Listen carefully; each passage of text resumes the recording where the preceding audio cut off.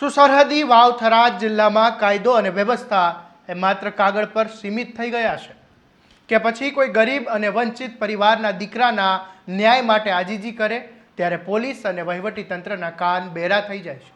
વાવ તાલુકાના મોરીખા ગામમાં યુવક લખીરામ પરમારના શંકાસ્પદ મોતના મામલે આજે બીજા દિવસે પણ પરિસ્થિતિ અત્યંત તંગ અને આક્રોશભરી બની છે। પરિવારજનો અને દલિત સમાજનો સ્પષ્ટ આરોપ છે કે આ કોઈ તળાવમાં ડૂબી જવાથી કે અકસ્માત નથી પણ સીધી હત્યા છે।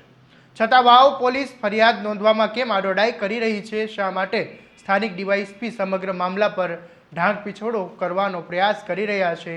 ન્યાયની ભીખ માંગવા કલેક્ટર કચેરી પહોંચવા પરિવારે કહ્યું કે મેં મોડી સાંજ સુધી ધારણા કર્યા છતાં સુધી સંવેદનશીલ અધિકારીઓ અને તેમની વેદના સાંભળવા નીચે કેમ ન ઉતર્યા? આવા અનેક સવાલો સાથે દલિત સમાજે સ્પષ્ટ ચીમકી આપી છે કે જ્યાં સુધી કલમ 302 હેઠળ એટલે કે હત્યાનો ગુનો નહીં નોંધાય ત્યાં સુધી આ લડત સમેટાશે નહીં। શું છે સમગ્ર મામલો? આવો વિગતે વાત કરીએ આ અહેવાલમાં। નમસ્કાર, હું છું આસિફ કાદરી અને સ્વમાન સાથે તમારું સ્વાગત છે। મોરીખા ગામના લખીરામ પરમારનો મૃતદેહ તળાવમાંથી મળ્યા બાદ વાવ પોલીસે સામાન્ય ડૂબી જવાની ઘટના ગણાવી અને હાથ ખંખેરી લીધા હતા, પરંતુ મૃતકના શરીર પરના નિશાનો અને ઘટના સ્થળની પરિસ્થિતિને ચીખીને કહી રહી હતી કે આ કોઈ અકસ્માત નથી। પરિવારજનોએ લેખિતમાં હત્યાનો ગુનો નોંધવા રજૂઆત કરી હોવા છતાં વાવ પોલીસ યોગ્ય કલમો હેઠળ ગુનો નોંધવા કેમ તૈયાર નથી? શું કોઈ ચોક્કસ માથાભારે શખ્સોને બચાવવા માટે પોલીસ આખી તપાસની દિશા બદલી રહી છે? તેવા પણ ગંભીર આરોપો પરિવાર લગાવી રહ્યા છે। પોલીસ તંત્રની શંકાસ્પદ ભૂમિકા સામે રોષે ભરાયેલા દલિત સમાજના લોકો અને પરિવારજનોએ થરાદ કલેક્ટર કચેરીના પ્રાંગણમાં ધામા નાખ્યા છે। ગઈકાલે મોડી સાંજ સુધી અસંખ્ય લોકો કલેક્ટર કચેરીએ ન્યાય માટે બેઠા હતા, છતાં જવાબદાર અધિકારીઓએ તેમની રજૂઆત સાંભળવાની તસદી સુધા ન લીધી હતી। તંત્રના આવાજ બેજવાબદાર અને અસંવેદનશીલ વલણથી લોકોમાં આક્રોશનો લાવા ફાટી નીકળ્યો છે। સમાજના અગ્રણીઓએ ખુલ્લો પડકાર ફેંક્યો છે કે જ્યાં સુધી એફઆરઆઈમાં કલમ હત્યાનો ગુનો નોંધવાની નહીં થાય ત્યાં સુધી તટસ્થ તપાસ નહીં સોંપાય ત્યાં સુધી તે લોકો ધરણા યથાવત રાખવાના છે। ત્યારે આ મામલે સ્થાનિક આગેવાન લાલજીભાઈ રાઠોડે શું કહ્યું એ સાંભળી લો।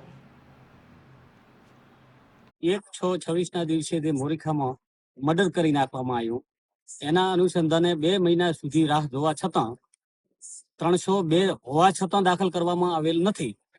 એના માટે માનનીય કલેક્ટર સાહેબ શ્રીને 11 તારીખે આવેદન આપી અને જાણ કરવામાં આવી હતી, અને આજે આખો દિવસ 2000 જેટલી પબ્લિક અહીંયા બેહવા છતાં કલેક્ટર સાહેબે અમને સાંભળ્યા નથી અને દલિત સમાજને ઇન્વોલ્વ કરેલ છે। એટલે હવે અમે અહીંયા ધરણા કાર્યક્રમ કરી અને જ્યાં સુધી ન્યાય નહીં મળે, 302 દાખલ કરવામાં નહીં આવે અને જે બહેનું સંકેલવામાં આવેલ અધિકારીને સામે પગલાં લેવામાં નહીં આવે ત્યાં સુધી અમે ધરણા કાર્યક્રમ કરી અને અહીંયા બેસી રહીશું અને એનો ન્યાય લઈને જ અહીંયાથી ઉઠશું, એ જ અમારી અપેક્ષા।